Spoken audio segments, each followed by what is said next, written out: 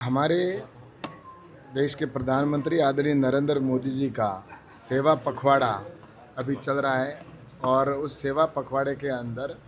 पूरे देश भर के अंदर सभी जगह पर सेवा के कार्य किए जा रहे हैं, जिसके अंदर कहीं पर वृक्षारोपण के कार्य हो रहे हैं, तो कहीं ब्लड डोनेशन के कार्य हो रहे हैं, तो कहीं पर पशुओं पक्षियों को दाना देने का काम हो रहा है। तो इस प्रकार से सेवा के रूप में देश भर के अंदर ये पखवाड़ा मनाया जा रहा है और उसी के निमित्त प्रबुद्ध नागरिकों के साथ भी संवाद का कार्यक्रम यहाँ पर है, क्योंकि देश जिस गति के साथ आगे बढ़ रहा है, प्रधानमंत्री नरेंद्र मोदी जी के प्रधानमंत्री बनने के बाद आपने देखा होगा जिस प्रकार से हाईवे बने हैं, आज भारतमाला जैसी सड़कें बनी हैं, जगह जगह पर एयरपोर्ट बन रहे हैं, तो वहीं पर जिस प्रकार से हॉस्पिटल मेडिकल कॉलेज खोले जा रहे हैं, तो ये जिस प्रकार से देख रहा हूँ कि आज रेलवे के अंदर वंदे भारत जैसी ट्रेनें प्रारंभ हो रही है, तो ये सारा देश जिस गति के साथ आगे बढ़ा है, मुझे लगता है कि ये एक इन 10 सालों के अंदर आम आदमी को ये लगना लगा है कि भारत तरक्की कर रहा है और जिससी उसी का परिणाम है कि जो 12वें नंबर पर भारत था अर्थव्यवस्था में, वो आज चौथे स्थान पे पहुंचा है। और जीएसटी के मामले में अगर कहें तो पहले हमेशा जीएसटी बढ़ता था, कभी भी बजट आता था तो उसके अंदर जीएसटी बढ़ा करता था, लेकिन पहली बार मैं देख रहा हूँ कि जीएसटी के अंदर टैक्स को घटाया गया है।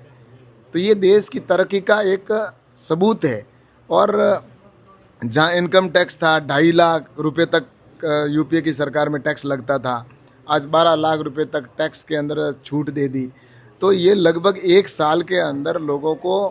2.5 लाख करोड़ का प्रॉफिट इस देश की जनता को होगा इस एक टैक्स की वजह से। तो मुझे लगता है कि ये देश आत्मनिर्भरता की ओर जा रहा है और इस बात को जन जन तक पहुंचाने की आवश्यकता है। इसीलिए मुझे लगता है यहाँ पर प्रबुद्ध नागरिक के सम्मेलन किए जा रहे हैं और पूरे देश में एक कार्यक्रम प्रधानमंत्री जी के जन्मदिन के अवसर पर किए जा रहे हैं। ऐसा है कि जिन लोगों ने देश को 60 साल तक लूटा, इस देश के सबसे बड़े चोर जिनके ऊपर मुकदमे चल रहे हैं, जमानत के ऊपर बाहर आए हुए हैं, वो लोग एक ऐसे प्रधानमंत्री जिन्होंने इस देश को ऊपर उठाया है और जिन्होंने इस देश के लिए काम किया है, और आज उनके ऊपर इस प्रकार के आरोप, मैं तो ये सोचता हूँ कि कांग्रेस का काम है आरोप लगाना, झूठे आरोप लगाना, और इस बात को जनता अच्छे से समझ चुकी है। और मैं आपको इससे आगे यही कहना चाहता हूँ कि इस समय प्रधानमंत्री नरेंद्र मोदी जी ने जो काम किए हैं उसको लेकर इनको तकलीफ हो रही है, इसलिए ये गलत आरोप स्वतंत्र एजेंसियों पे लगा रहे हैं। कभी ये सीबीआई पे आरोप लगाते हैं, कभी चुनाव आयोग पे आरोप लगाते हैं, तो कभी ईडी पे आरोप लगाते हैं। लेकिन ये इनका काम है आरोप लगाना, लेकिन हमारा काम है सेवा करना, देश को आगे बढ़ाना। और इस काम को देश की जनता से अच्छे से समझ चुकी है। ये मिथ्या आरोप है, झूठे आरोप लगाकर अपने आप को जनता के सामने स्थापित करना चाहते हैं, लेकिन ये पप्पू स्थापित होने वाले नहीं।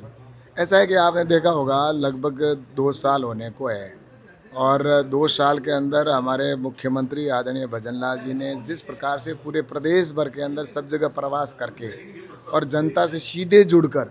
जिस तरह से काम कर रहे हैं, और मुझे लगता है कि जो गर्त में जा रहा था राजस्थान, और कांग्रेस के समय के अंदर जिस प्रकार के भ्रष्टाचार हो रहे थे, पेपर लीक हो रहे थे, और इस प्रकार से कि राजस्थान के अंदर जैसे कोई सरकार ही नहीं चल रही है, वो आधे समय तक तो होटलों के अंदर जो बंद रही सरकार, इसकी वजह से जनता के किसी का सहारा ही नहीं था कहाँ जाए। लेकिन आज हमारे मंत्री हैं, वो सभी जगह पर प्रवासों पे जा रहे हैं, हर महीने जाकर रिव्यू बैठक ले रहे हैं। तो भजन लाल जी ने जो घोषणा पत्र है, जिसको हम संकल्प पत्र कहते हैं, उस संकल्प पत्र में जो वादे किए थे उनके लगभग 60 से 65% वादे पूरे कर लिए हैं और अभी 3 साल और पड़े, बाकी के वादे हैं वो भी पूरे करके हम उससे भी ज़्यादा आगे, जो प्रधानमंत्री नरेंद्र मोदी जी का विजन है कि विकसित भारत, इसी प्रकार से हमारे मुख्यमंत्री जी का भी विजन है कि विकसित राजस्थान, तो विकसित राजस्थान की ओर भजन लाल जी की सरकार आगे बढ़ रही है। इससे ज़्यादा क्या होगा कि एक मंत्री खुद जाकर अगर कहीं जाके उसकी रेड डाल रहा है, तो मुझे लगता है कि ये ऐसी संवेदनशील सरकार आप देखो कि जहाँ पर मंत्री इतने सक्रिय हैं, तो जहाँ अगर कहीं पर अगर पता चलता है तो वहाँ पर कार्रवाई होना, ये एक सरकार जो भजन लाल जी के नेतृत्व में सरकार चल रही है, उसके अंदर आपने देखा होगा कि हमारे मंत्रियों की कितनी सक्रियता है। वरना पहले तो एशियों के अंदर बैठे रहते थे, सोए रहते थे, उनको भ्रष्टाचार करना था, उनके कमीशन घर पहुँचता था। आज हमारे मंत्री सड़कों पे और गाँव में जाकर बात करते हैं, कैंप लगा के अभी चल रहा है कैंप, सेवा पखवाड़े के अंदर सेवा करने के लिए जिस प्रकार से सेवा पखवाड़े के अंदर कैंप लगाए जा रहे हैं, तो जिसमें सीधा जनता की जो समस्याएं हैं उनको कैसे समाधान हो, इस दिशा के अंदर हमारे भजन लाल जी की सरकार काम कर रही है। ये तो जीएसटी जब आया था, एक देश एक कानून जीएसटी के अंदर, तब भी इन्होंने विरोध किया था और इसी कानून को ये खुद लाना चाहते थे, लेकिन ये ला नहीं पाए क्योंकि ये देश का ना तो समर्थन प्राप्त कर पाए और ना ही इनके साथ के लोग थे जिनका ये दिल जीत पाए। लेकिन आज मुझे ये कहते हुए खुशी है कि इसी जीएसटी के माध्यम से आम आदमी इससे जुड़ा और जो जीएसटी टैक्स के अंदर आज संख्या 3 गुना टैक्स देने वालों की बढ़ गई है। और उसके बाद में ये जीएसटी के अंदर आपने देखा हमेशा टैक्स लगते थे, बहुत बड़े बड़े टैक्स हर जगह पर टैक्स लगते थे इस यूपीए की सरकार में। और प्रधानमंत्री नरेंद्र मोदी जी ने पहली बार टैक्स को घटाने का काम किया है। आपने देखा होगा कि जो आज इतनी महंगी चीज़ें थी, कल 22 तारीख के बाद में आज